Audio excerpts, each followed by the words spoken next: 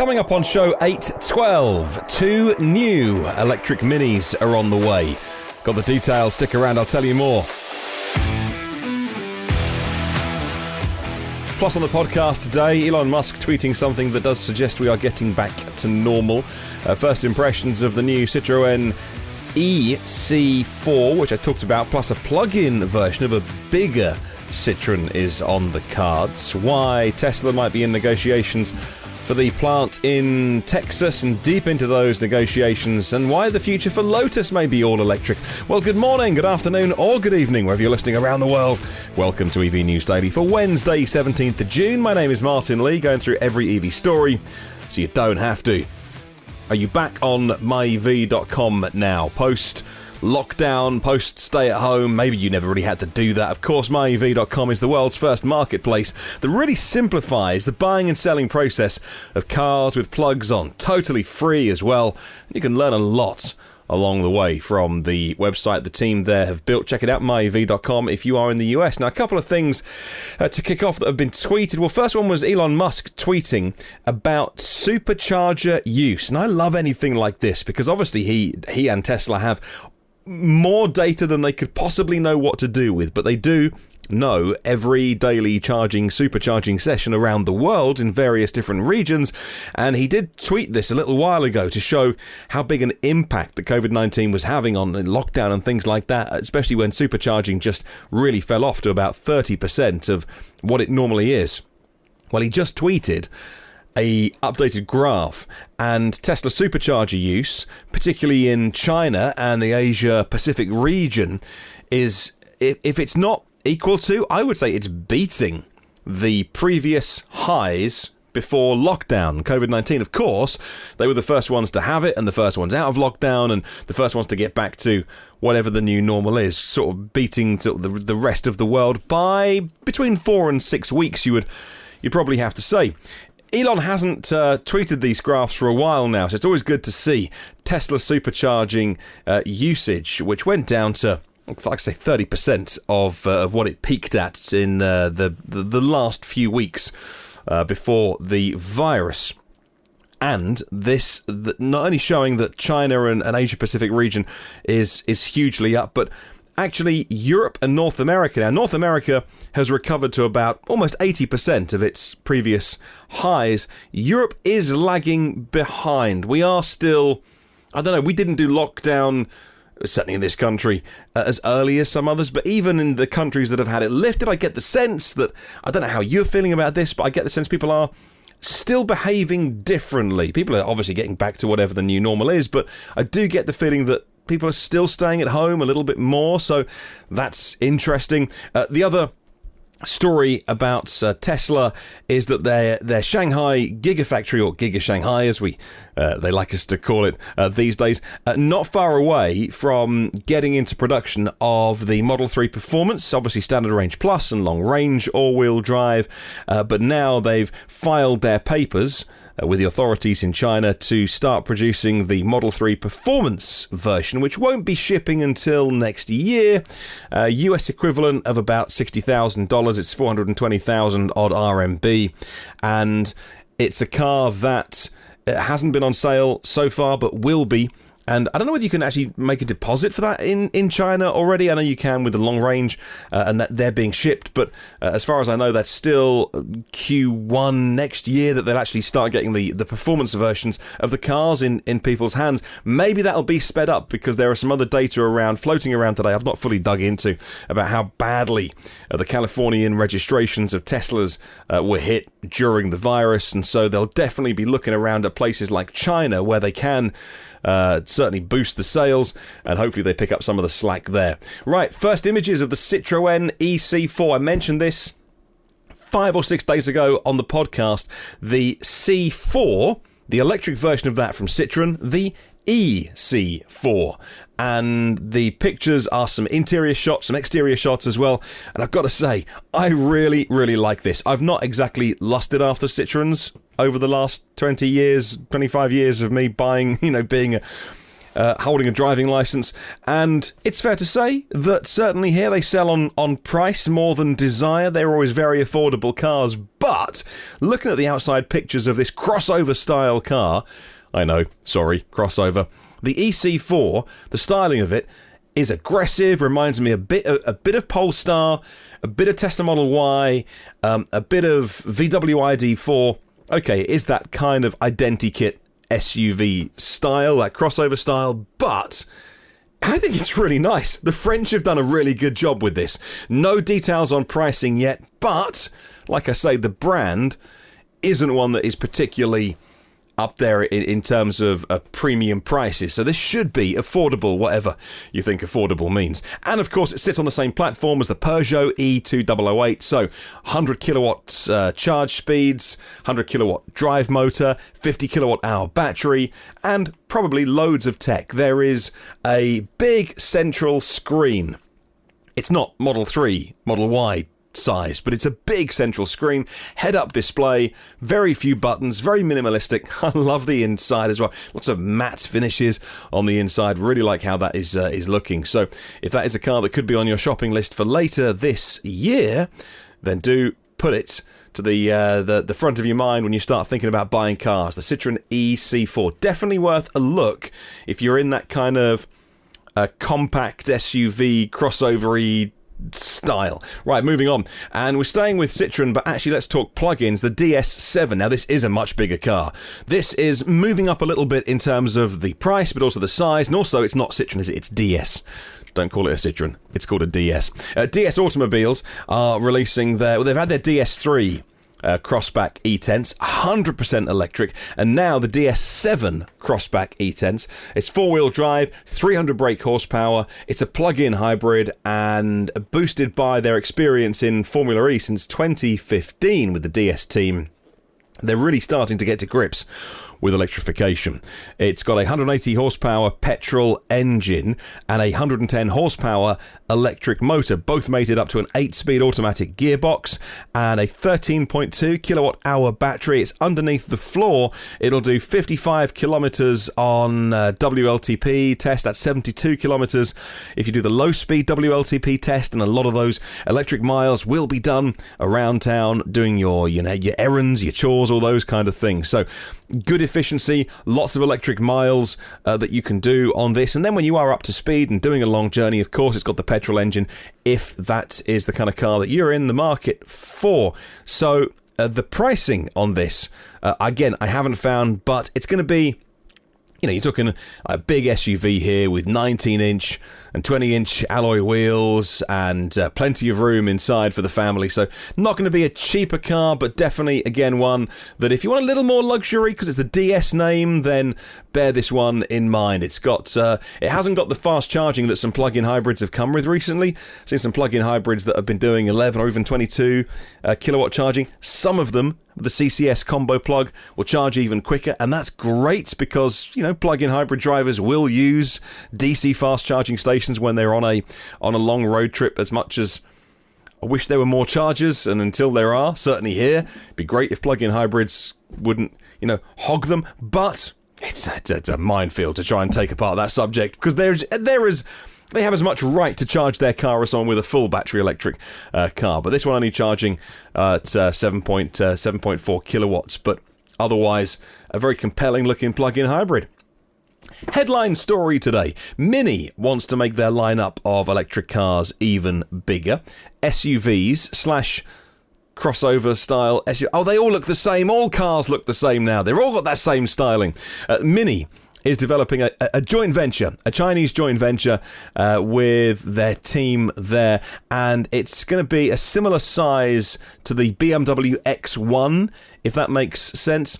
They said that the new electric crossover will use a new platform. Now, according to Autocar magazine, it'll be a co-developed platform rather than an existing structure. The new models from Mini will also receive a new generation of cobalt-free battery cells. They're going to come from a company called S-Volt, a former division of Great Wall Motors, which is the partnership that BMW have in China with Great Wall. Unconfirmed at this stage. to exactly what the cars will be called and whether it is a like-for-like replacement for the BMW i3. So as the i3 maybe reaches the end of its production life in a few years' time, maybe these new BMW, but they're minis, obviously owned by BMW, will be a like-for-like replacement. So, again, another car that's a few years away, but well worth watching, because they are doing more electric things with the Mini name. Of course, the Mini Electric, or the Mini E, which is now on sale in many countries, certainly in the US and in the UK as well, hasn't got the longest range, but bags of character and style and charm.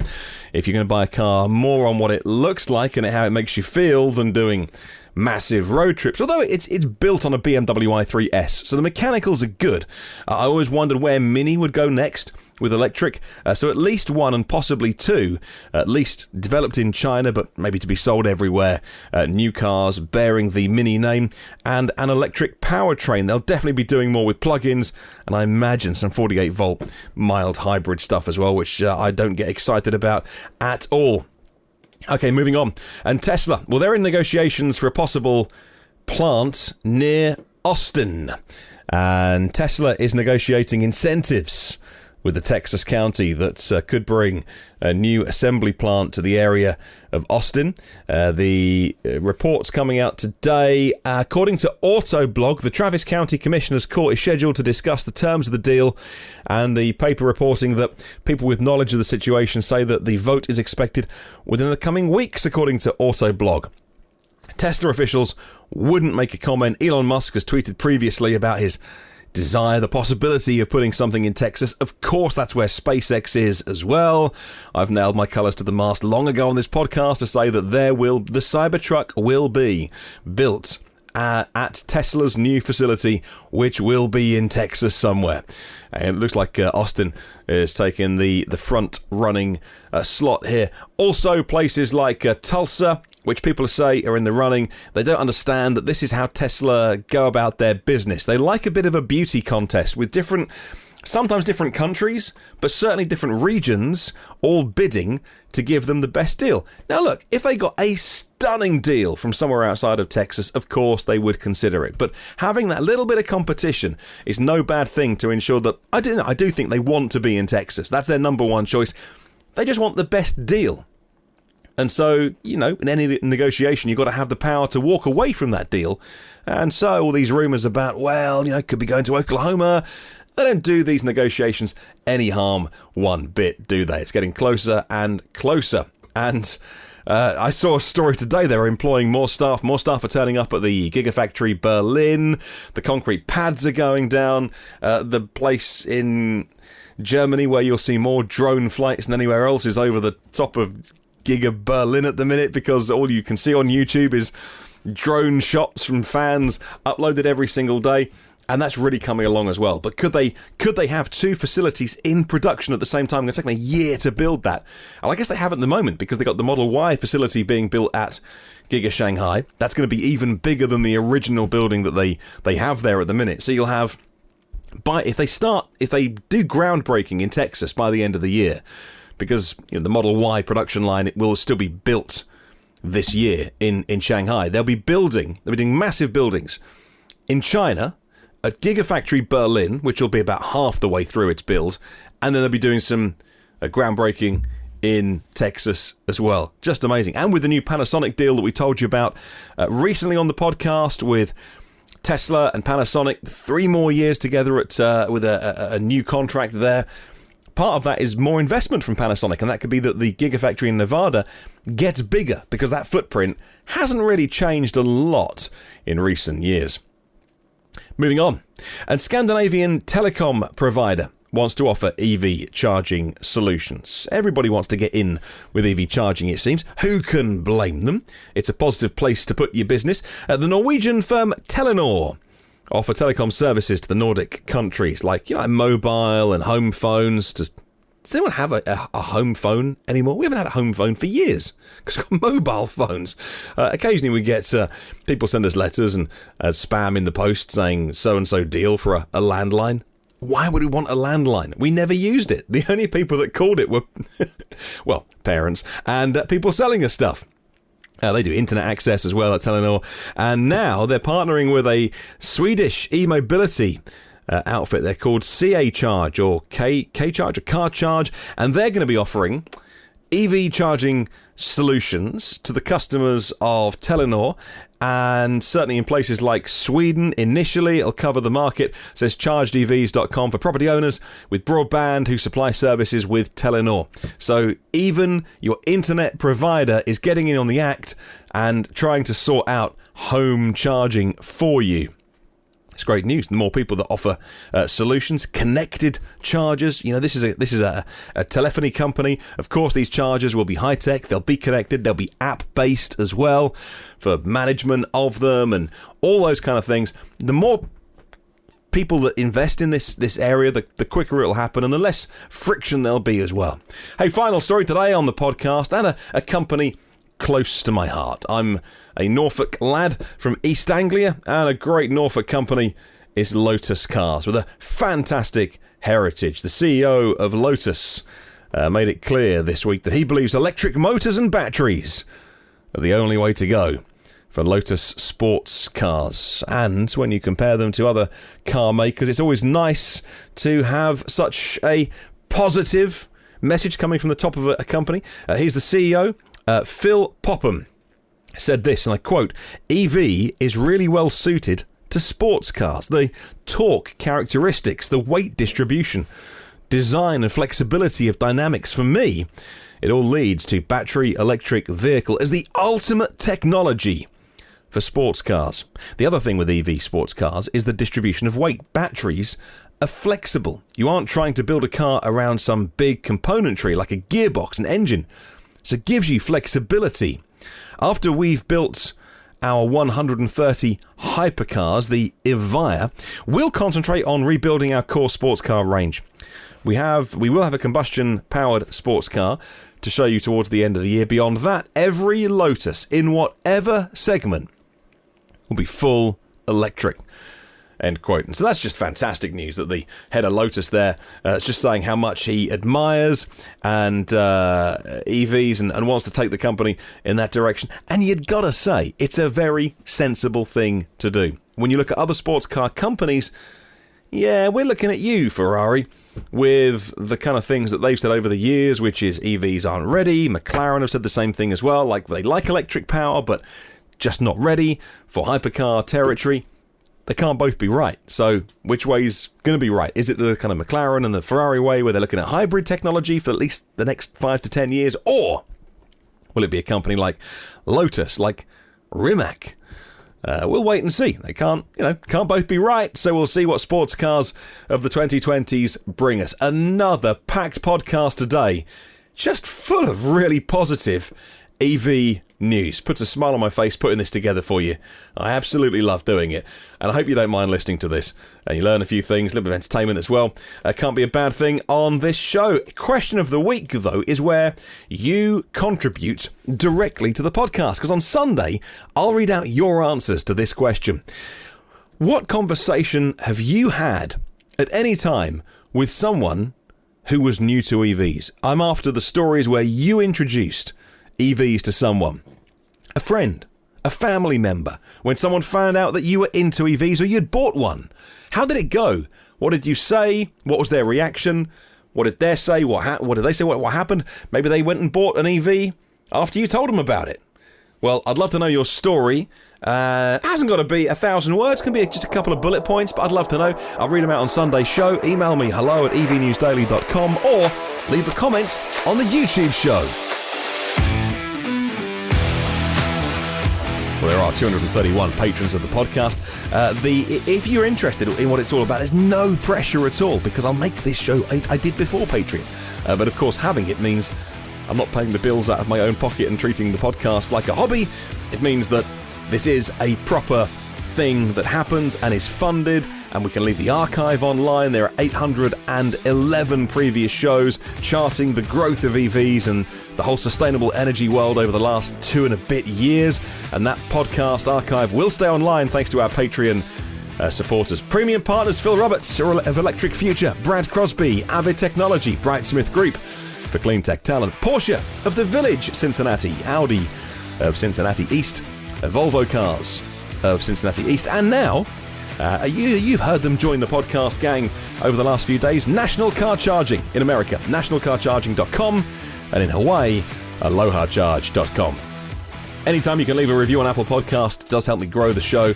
A few words, star rating would be amazing. Hey, have a wonderful day. I'll catch you tomorrow, and remember, there's no such thing as a self-charging hybrid.